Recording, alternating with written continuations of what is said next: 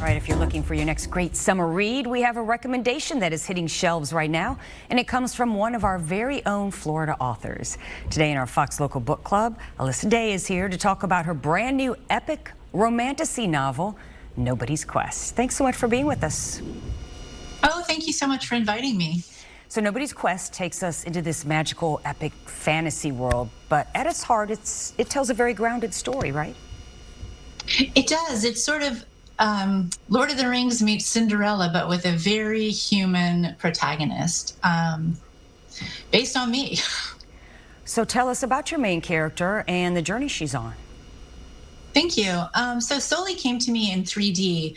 I've been reading fantasy since I was a kid, and I loved it. But I've also had chronic clinical depression since I was a kid. And I never saw anybody like me in the stories. There was nobody with depression, with mental health issues. If there was, and even an ancillary way, it was the comic relief or the burden who had to be rescued. It was never the hero. And I always wanted to write this book. I always wanted to combine an epic quest fantasy with somebody who was struggling with her own battles, but still was the hero, still stood up when she had to help save her world. And that's where Soli came to me. Do you think it's easier to tell this story today because we seem to be having more open conversations about mental health? It is definitely easier than it was. There has been so much stigma around mental health issues for so long. I know I hid mine for a long time. And publishers, though, are still a little bit leery of basing a story on somebody who has mental health issues. But this is not a book about issue of the week. This is a book that's exciting, and there's sword fights, and there's an epic quest, and monsters and creatures, and a spicy love story. And the protagonist happens to have depression, which in her world is called gray mind, and anyone who has it is very much stigmatized for it. So when Red Tower Publishing said they would take a chance on this book, I was thrilled. So fiction can be incredibly therapeutic. How did it help you, and how do you hope that this book helps some of your readers?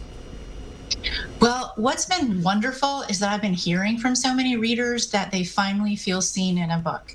And that touches me so much. I had someone drive 5 hours to an event I did Saturday just to tell me she's a psychiatric nurse and she has a group therapy that she's having read the book, and they all feel seen. And so the therapeutic goes both ways. You know, I've loved to read because reading helps us escape when times are dark, when the world is a dumpster fire, when our own lives are difficult. But also writing fantasy helps me to step into this amazing world where the good guys are ultimately going to win, love is going to succeed, everyone's going to triumph. And so it helps both ways. It helps writing it, helps reading it, and I love hearing from readers. So what does it mean to you to be a Florida author? And tell us about some of your favorite local bookstores in the state. I love being a Florida author because, as you know, Florida can be quirky. And so there's never, ever a lack of material to write about. I have a mystery series, in fact, that is based in a small town in Florida where magic is real and stuffed alligators come to life and all the crazy things. So that's a great deal of fun. And for bookstores, I just, in fact, did an event at Steamy Lit right there in Tampa down the street from you. And it was so much fun. There are signed copies of the book still there for anyone who wants it. And I can't wait to come back to Tampa and check out some of your other bookstores.